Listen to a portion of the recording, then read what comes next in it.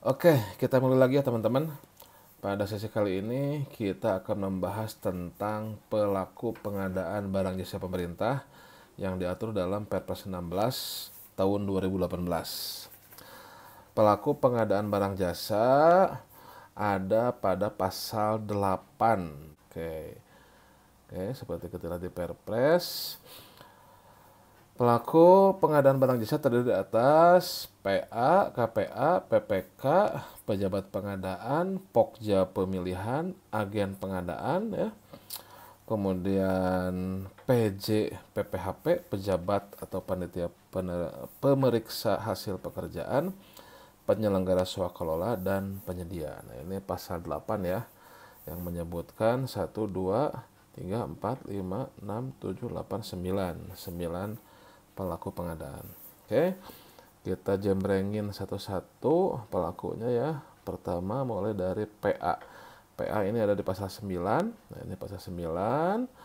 Pertama, PA itu siapa? Nah, ini ada di pasal 1 kalau definisinya ya. Semua definisi terkait pelaku pengadaan ada di pasal 1. Pertama PA.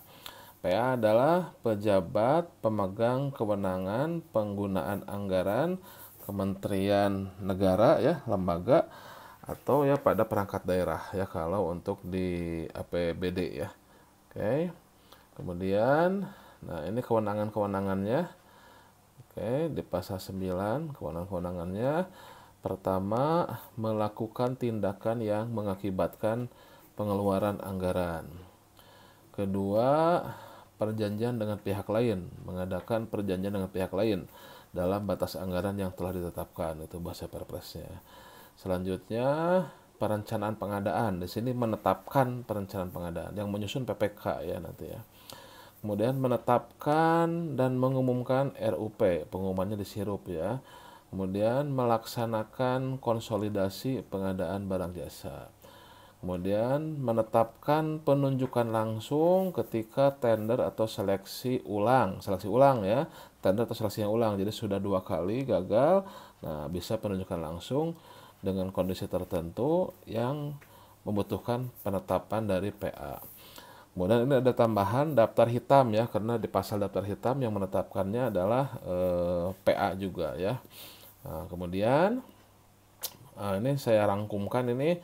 PA ini dia membuat organisasi pengadaan. Jadi menginisiasi awal organisasi pengadaan, yaitu menetapkan PPK, menetapkan pejabat pengadaan, menetapkan PJ PPHP, menetapkan penyelenggara swakelola, menetapkan tim teknis, menetapkan tim juri atau tim ahli untuk pelaksanaan sayembara kontes. Nah, ini semuanya adalah kewenangan dari PA ya.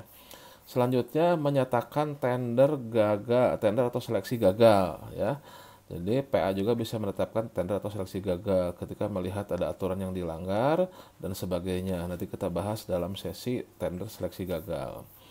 Kemudian, nah ini juga penting, PA ini sering ditanyakan ya, itu terkait penetapan pemenang. Jadi PA bisa menetapkan pemenang untuk nilai yang besar, yaitu di atas 100 miliar pada tender penunjukan langsung atau e-purchasing ya. Nah, ini biasa konsultan suka berbeda sendiri. Kalau untuk konsultan ya pada seleksi atau penunjukan langsung ini nilainya di atas 10 miliar.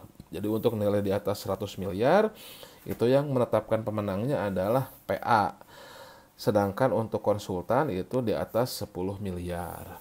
Nah, ini adalah kewenangan ya, tugas dan kewenangan dari pengguna anggaran atau PA. Oke, ada di pasal 9. Silahkan dibaca. Selanjutnya di pasal 10 ada yang namanya KPA. Oke. Nah, KPA ini di pasal 10. Ini definisinya di pasal 1. KPA adalah pejabat yang memperoleh kuasa dari PA, dari pengguna anggaran, untuk melaksanakan sebagian kewenangan dan tanggung jawab penggunaan anggaran.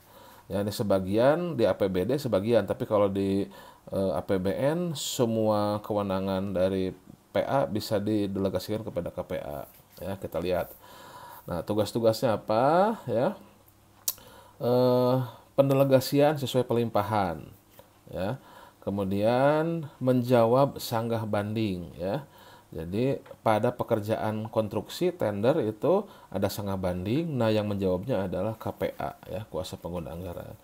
Kemudian dapat menugaskan PPK untuk melaksanakan kewenangan sebagaimana ya dimaksud ayat 1 tadi, tugas-tugas yang dilimpahkan dari PA. Jadi ketika KPA menerima pelimpahan dari PA, KPA bisa melimpahkan lagi kewenangan kepada PPK, yaitu apa? Melakukan tindakan yang mengakibatkan pengeluaran anggaran belanja dan mengadakan perjanjian. Kemudian KPA dapat dibantu oleh pengelola pengadaan. Kemudian KPA dapat merangkap sebagai PPK dalam hal tidak ada personil yang dapat ditunjuk sebagai PPK. Nah, ini kewenangan atau tugas dari KPA. Apa saja yang bisa didelegasikan dari PA ke KPA, ya. Nah, ini dari atas nih ya sampai dengan daftar hitam. Nah, ini keseluruhan ini ya, keseluruhan tugas wewenang PA, kalau sumber dananya dari APBN, DKL itu semuanya bisa didelegasikan.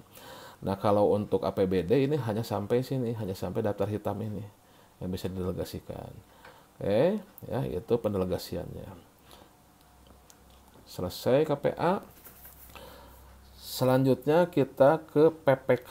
PPK ada di pasal 11. Pasal 11, nah ini PPK. Tugas-tugas PPK apa saja? Sebelum ke tugas, ini definisinya. PPK adalah pejabat yang diberi kewenangan oleh PA atau KPA untuk mengambil keputusan dan atau melakukan tindakan yang dapat mengakibatkan pengeluaran anggaran belanja, baik itu KL, negara, ataupun di pemerintah daerah. Itu definisinya ada di pasal 1. Tugas-tugasnya apa saja? Pertama, tadi di tahap perencanaan dia menyusun perencanaan pengadaan, penetapannya oleh PA. Kemudian menetapkan spek, HPS, dan rancangan kontrak. Nah, 3 ini adalah, tolong diingat, milik PPK ya. Sehingga kalau ada pertanyaan, ketika penjelasan banyak peserta yang meminta perubahan spek atau perubahan HPS, nah maka Pokja tidak bisa serta-merta untuk merubah hal itu, tapi harus melalui penetapan ulang, konsultasi ke PPK terlebih dahulu. Karena spek teknis, HPS, rancangan kontrak ditetapkan oleh PPK. Kemudian penetapan besaran uang muka. Kemudian mengusulkan perubahan jadwal kegiatan ya kepada PA-KPA. Kemudian menetapkan tim pendukung, menetapkan tim atau tenaga ahli. Ini baik untuk membantu Pokja juga bisa. Melaksanakan e-purchasing di atas 200 juta ya. Sampai dengan 200 itu oleh pejabat pengadaan. Nanti dibahas setelah ini. Kemudian menetapkan SPPBJ, yaitu surat penunjukan penyedia. Jadi setelah Pokja menetapkan pemenang, nah nanti selanjutnya tugas PPK untuk menunjuk siapa penyedianya ya. Kemudian mengendalikan kontrak, melaporkan pelaksanaan dan menyerahkan ya, kalau di bahasa bebasnya melaporkan pelaksanaan dan penyelesaian kegiatan kepada PA-KPA. Oke. Kemudian menyerahkan hasil pekerjaan. Jadi disatukan nih kalau saya di sini, melaporkan dan menyerahkan hasil pekerjaan kepada PA-KPA. Kemudian menyimpan dan menjaga keutuhan seluruh dokumen pelaksanaan kegiatan. Kemudian menilai kinerja penyedia. Nah, ini adalah tugas-tugas dari PPK. Tadi pelimpahan kewenangan tadi ini dari KPA ya. Tadi di KPA juga sudah disebutkan. Menerima pelimpahan kewenangan dari KPA, yaitu tindakan yang mengakibatkan pengeluaran anggaran serta perjanjian dengan pihak lain. Kemudian dapat dibantu oleh pengelola pengadaan. Sorry. Oke, PPK udah. Nah ini ya. Selanjutnya PPK sudah. Selanjutnya pasal 12 ada pejabat pengadaan. Pejabat pengadaan itu siapa? Di pasal 1 definisinya adalah pejabat administrasi atau pejabat fungsional atau personil ya, satu orang ini yang bertugas melaksanakan pengadaan langsung, penunjukan langsung, dan atau purchasing. Jadi pejabat pengadaan itu satu orang. Tapi dalam satu satker pejabat pengadaan bisa beberapa orang, tergantung nanti paket-paket pekerjaan pengadaan langsungnya atau penunjukan langsungnya sampai dengan 200 itu ada berapa paket nih. Kalau banyak mungkin butuh beberapa pejabat pengadaan. Nanti tinggal dibagi-bagi aja satu orang pejabat pengadaan berapa paket pengadaan langsung tuh, berapa paket penunjukan langsung atau berapa paket di purchasing. Oke, itu definisi pejabat pengadaan. Apa saja tugas-tugasnya? Pertama, persiapan dan pelaksanaan pengadaan langsung. Nah, jadi kata kunci pejabat pengadaan adalah pengadaan langsung. Yang mana pengadaan langsung itu sampai dengan 200 juta ya untuk BPKJL. Dan untuk jasa konsultan seperti biasa suka berbeda sampai dengan 100 juta. Nah, begitu pula untuk penunjukan langsungnya nilainya juga sama dengan penunjukan langsung tadi. Karena sebetulnya filosofinya dari sisi nilai dulu itu pengadaan langsung itu masuk ke penunjukan langsung, tapi itu nantilah ceritanya. Tapi intinya untuk penunjukan langsung juga itu nilainya dibatasi sampai dengan 200. Kalau di atas 200 berarti penunjukan langsungnya oleh Pokja. Jasa konsultan juga sampai dengan 100 ya. Nah, kalau di atas 100 berarti penunjukan langsungnya oleh Pokja. Kemudian di purchasing sampai dengan 200 juta. Kalau di atas 200 juta itu oleh PPK tadi ya, oleh PPK ada tadi kan. Nah, ini PPK, nah ini purchasing 200 juta, ini kan PPK ya. Oke. Nah, ini tugas-tugas dari pejabat pengadaan, ada di pasal 12. Selanjutnya ke Pokja pemilihan ya, kelompok kerja ya. Kelompok kerja pemilihan ini ada di pasal 13. Kita lihat Pokja pemilihan itu apa? Di pasal 1 itu ada Pokja pemilihan adalah sumber daya manusia yang ditetapkan oleh pimpinan UKPBJ. Jadi yang menetapkan Pokja adalah pimpinan UKPBJ untuk mengelola pemilihan penyedia. Nah, jadi kata kunci Pokja pemilihan adalah pemilihan penyedia. Jadi yang melakukan ya, yang mengelola pemilihan penyedia itu Pokja pemilihan. Apa tuh mengelola pemilihan penyedia? Mulai dari di tahap persiapan dia membuat jadwal, membuat dokumen pemilihan ya. Kemudian nanti dalam pelaksanaan mulai dari pengumuman, pendaftaran, upload dokumen pemilihan, evaluasi, penjelasan, ya, evaluasi pemasukan, evaluasi penetapan pemenang, sanggah ya. Nah, itu dilakukan oleh Pokja pemilihan. Oke. Nah, jadi tugas wewenang dari Pokja pemilihan melakukan persiapan pelaksanaan pemilihan penyedia di pasal 13 ya. Ini di samping ada perpres, silahkan sambil dibaca nanti ya. Kemudian persiapan dan pelaksanaan pemilihan penyedia dalam katalog elektronik. Jadi bukan di purchasing. Kalau tadi PPK sama pejabat pengadaan di sini, nah ini PPK sama pejabat pengadaan, ini ada e-purchasing. Nah, ini yang e-purchasingnya PPK sama pejabat pengadaan. E-purchasing itu berarti dia tinggal memilih barangnya, memilih penyediaannya, eksekusi. Nah, tapi yang menaikkan, yang menayangkan, ya, yang memilih penyedia agar bisa masuk ke dalam katalog elektronik itu adalah Pokja pemilihan, Pokja katalog, ya. Itu si Pokjanya ini yang melakukan pemilihan ini, ya. Nah, ini caranya tender atau negosiasi ya untuk memilih penyedia katalog. Nanti dibahas dalam metode pemilihan. Jadi ini bukan di purchasing ya, tapi melakukan pemilihan penyedia untuk ditayangkan ke dalam katalog elektronik. Kemudian menetapkan pemenang. Ya, kalau tadi PA di atas 100 miliar, 10 miliar untuk konsultan. Nah, kalau sampai dengan 100 miliar untuk tender sampai dengan 10 miliar untuk seleksi, itu yang menetapkan pemenangnya Pokja pemilihan. Jadi dalam artian tadi PA juga diberikan kewenangan tugas untuk menetapkan pemilihan penyedia untuk nilai-nilai yang besar, yang di atas 100 miliar itu oleh PA, tapi yang di bawah 100 miliar atau konsultan di bawah 10 miliar itu oleh Pokja pemilihan. Kemudian pengaturannya ini beranggotakan 3 orang ya. Dan kemudian kalau ditambah ini bisa gasal ya, boleh, tapi tetap ganjil. Jadi 3, 5, 7, 9 tergantung kompleksitas atau kerumitan dari dari barang jasanya. Kemudian dapat dibantu oleh tim atau tenaga ahli. Oke, nah ini Pokja pemilihan di pasal 13. Selanjutnya agen pengadaan. Agen pengadaan ada di pasal 14. Nah, definisinya ada di pasal 1 ya. Agen pengadaan itu apa?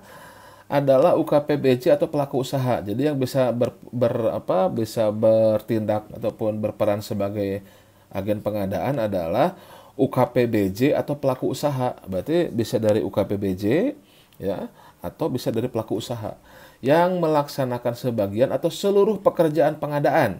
Nah, apa tadi bisa menggantikan sebagai Pokja atau PPK? Ya, yang diberikan kepercayaan oleh KLPD, ya, kementerian, lembaga, atau perangkat daerah sebagai pihak pemberi pekerjaan. Itu definisi dari agen pengadaan. Jadi bisa UKPBJ atau pelaku usaha. Nah, sebetulnya ini yang menggantikan fungsi atau tugas dari Pokja pemilihan atau sebagai PPK. Nah, dalam hal untuk pengadaan barang jasa yang belum atau tidak memiliki kapasitas pengadaan. Contoh sederhananya lah, misalkan ada suatu daerah pemekaran baru misalkan ya, misalkan Kabupaten Bogor Barat tuh, pemekaran tuh baru tuh. Nah, mungkin UKPBJ-nya belum siap tuh untuk mengadakan pengadaan-pengadaan yang nilainya besar, Pokja-nya belum banyak tuh. Nah, maka dia bisa meminta bantuan ke UKPBJ ke Kota Bogor misalkan ya untuk menjadi agen pengadaan atau meng-hire pelaku usaha ya, meng-hire pelaku usaha untuk menjadi agen pengadaan. Nah, itu agen pengadaan, pasal 14 di Perpres. Selanjutnya, pasal 15 ada pejabat atau panitia pemeriksa hasil pekerjaan. Pejabat atau panitia pemeriksa hasil pekerjaan. Bukan penerima ya, kalau dulu penerima, ini sekarang pemeriksa hasil pekerjaan. Nah, apa ini adalah pejabat administrasi atau pejabat fungsional atau personil. Nah, ini satu orang. Kalau pejabat, kalau PJ PHP ya. Nah, kalau PJ PHP. Tapi kalau PPHP, nah itu berarti tim ya, tim yang bertugas untuk memeriksa ya. Kalau PPHP berarti panitia ya, kalau panitia berarti tim beberapa orang yang bertugas memeriksa administrasi hasil pekerjaan pengadaan barang jasa. Jadi hanya memeriksa administrasi ya, masalah kualitas kuantitas pengujian dari pengadaan barang jasanya itu tugas dari PPK. Dia hanya PJ PPHP ini hanya memeriksa hasil pekerjaan. Nah, kurang P ya. Nah, kemudian apa bedanya pejabat dengan panitia? Nah, kalau pejabat nilainya itu sampai dengan 200 juta untuk barang konstruksi jasa lainnya.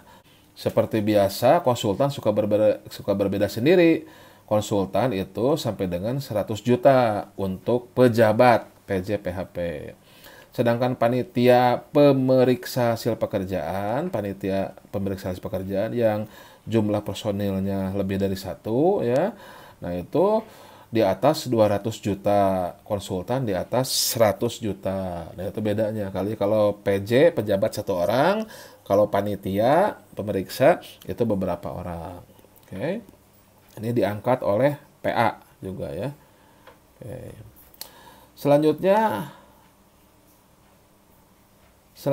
pasal 16 ini ada penyelenggara swakelola. Nah, ini nih definisinya adalah tim yang menyelenggarakan kegiatan secara swakelola ya, penyelenggara swakelola. Nah, tim hati-hati. Penyelenggara swakelola ini timnya ada persiapan, pelaksana, dan pengawas. Jadi timnya jangan tim perencana ya, karena rencananya itu sudah direncanakan oleh KLPD-nya. Jadi tidak ada tim perencana, nggak ada. Tapi tim persiapan, tim pelaksana, dan tim pengawas ya. Tim persiapan ya tugasnya ini secara manajemen ya, dalam hal persiapan menyusun rencana ya, kegiatan ya, sasaran, jadwal, dan rencana biaya di persiapan. Kemudian di pelaksanaan mencatat, mengevaluasi, melaporkan secara berkala kemajuan pelaksanaan kegiatan dan penyerapan anggaran. Kemudian pengawas ya, tim pengawas mengawasi persiapan dari awal dan pelaksanaan fisik ataupun administrasi swakelola. Nah, itu tim swakelola. Kondisi.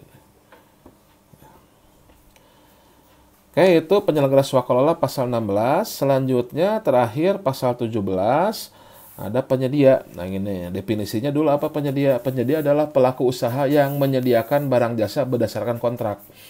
Jadi di sini ada istilah penyedia, ada istilah pelaku usaha ya. Nah, pelaku usaha itu berarti dia kalau definisi di sini adalah setiap orang perseorangan atau badan usaha yang melakukan usaha atau kegiatan pada bidang tertentu, ini pelaku usaha. Nah, pelaku usaha ketika mendaftar ke proses tender atau seleksi itu disebut peserta tender atau peserta seleksi. Ketika dia masuk sebagai pemenang, ya calon pemenang berarti disebut calon pemenang. Nah, ketika dia sudah berkontrak, barulah disebut dengan penyedia. Pelaku usaha ya berarti yang berkontrak untuk menyediakan barang jasa yang dibutuhkan. Pelaku usahanya tadi bisa badan usaha, bisa orang perseorangan yang melakukan usaha atau kegiatan pada bidang tertentu, tentunya dengan perizinan yang sah ya. Nah, kemudian dari dalam pasal 17 di state nih apa tanggung jawabnya, yaitu dalam pelaksanaan kontrak, kualitas barang jasanya, ketepatan perhitungan jumlah volume ya, jumlah atau volume, ketepatan waktu penyerahan dan ketepatan tempat penyerahan. Jadi ini semua adalah tanggung jawab penyedia nih, bukan tanggung jawab PPK nih ya. PPK itu hanya sebagai ya ibaratnya mah pimpro lah ya, pimpinan proyek ataupun manajer proyek. Nah, tapi kalau ada yang kurang kualitasnya, jumlahnya, ya itu tanggung jawab penyedia nih. Yang penting PPK sudah memanage ya, baik itu berupa surat peringatan ataupun hal-hal yang lain. Oke, nah itu adalah pelaku pengadaan ya, kalau dulu istilahnya para pihak.